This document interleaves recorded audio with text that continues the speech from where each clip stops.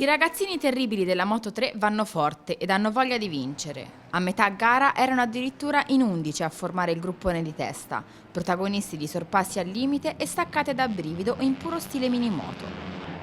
A vincere, grazie ad un bel forcing nel finale, è stato il britannico Ryan Wayne, che con una traiettoria perfetta alla bucine è riuscito a prendere quei metri di vantaggio per passare in testa, senza problemi, sotto la bandiera a scacchi.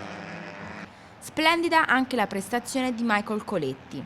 Partito forte, è stato l'ultimo ad arrendersi a Wayne, sfiorando la vittoria per soli 8 centesimi di secondo.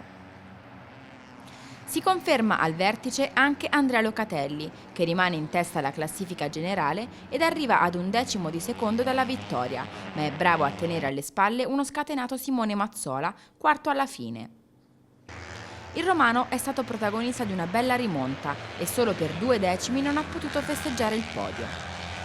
Nella top 5 Enea Bastianini, che sul traguardo si è messo dietro Rinaldi, Raid, Valtulini e Marini. Chiude tra i primi 10 a soli 3 secondi dal leader un Dalla Porta anche lui rallentato dall'usura delle gomme.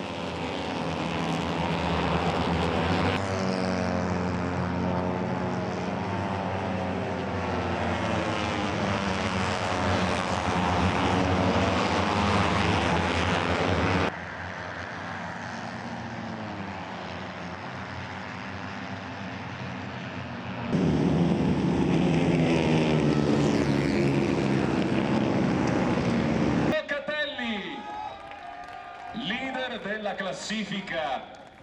Yeah, it was a good race. I started 9th on the grid, third row, but I managed to get a good start and get to the leaders. And yeah, so one minute I'll be leading, and then the next minute I'll be back in 7th position because it was a good race. And obviously with the straight, there's a lot of slipstream involved.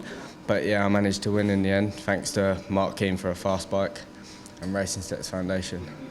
È stata una bella gara, siamo partiti un po' indietro, però i primi giri siamo stati subito lì coi primi, siamo andati a recuperare, abbiamo lottato fino alla fine, è stata veramente una bella gara, faccio i complimenti anche agli altri e spero che tutte le gare siano così. Oggi la gara è stata più difficile di quello che poteva sembrare, ho fatto un ottimo terzo posto, questo weekend ho fatto appunto la prima gara, ho vinto e quindi oggi era più per guadagnare punti e non rimanere indietro in classifica. Peccato l'ho messa appunto un po' sbagliata che ci ha fatto giocare questa gara che poteva andare un pochettino meglio, però ringrazio comunque lo staff Mahindra, il manager Mahindra, il mio team manager Yuri Danesi, i miei preparatori che mi stanno aiutando e niente, ci rivedremo a Vallelunga.